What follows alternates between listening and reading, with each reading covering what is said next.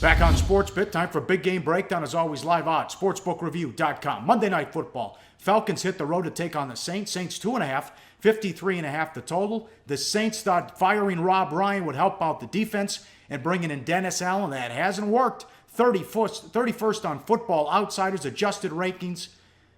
2 sacks, 0 interceptions, 81 dropbacks, Teddy.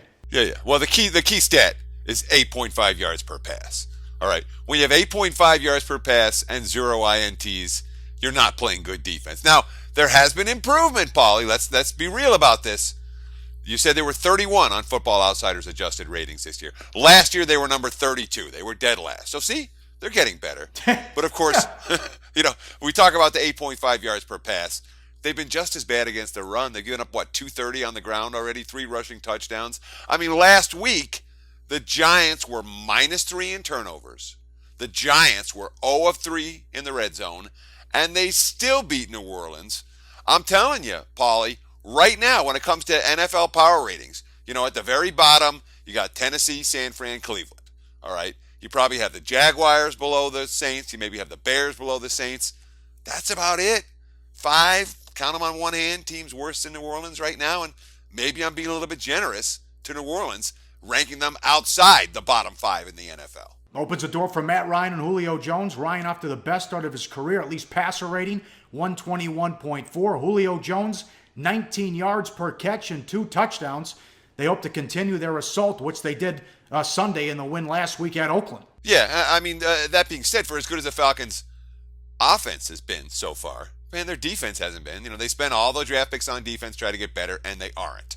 We talked about New Orleans being number 31 on the FBO adjusted defensive stats. Guess who's number 32?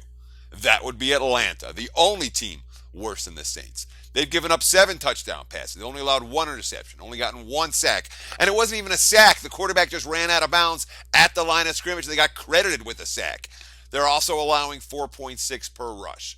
So we're talking about a Saints team that can't stop the run or the pass. We're talking about a Falcons team that can't stop the run or the pass. But, for Atlanta, they hired Dan Quinn because it was a defensive guy in Seattle. Maybe it's like the Jaguars hiring Gus Bradley because they're a defensive guy in Seattle, and it's not really working out in that regard. Haven't seen that Atlanta defense really step up yet. Yeah, well, kind of like Belichick assistants too. And one more thing. Brian Billick said this, time for a new voice. He won a Super Bowl and they tuned him out in Baltimore. Maybe that's the case in New Orleans as well with Sean Payton. It's been a rough stretch there for the Saints. The game's going on opposite the debate.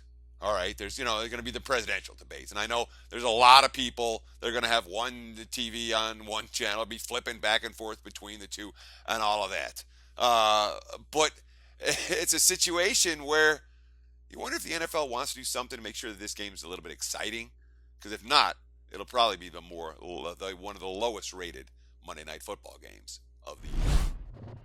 Go to SBRodds.com. Browse, compare, and shop live odds available at top online sportsbooks.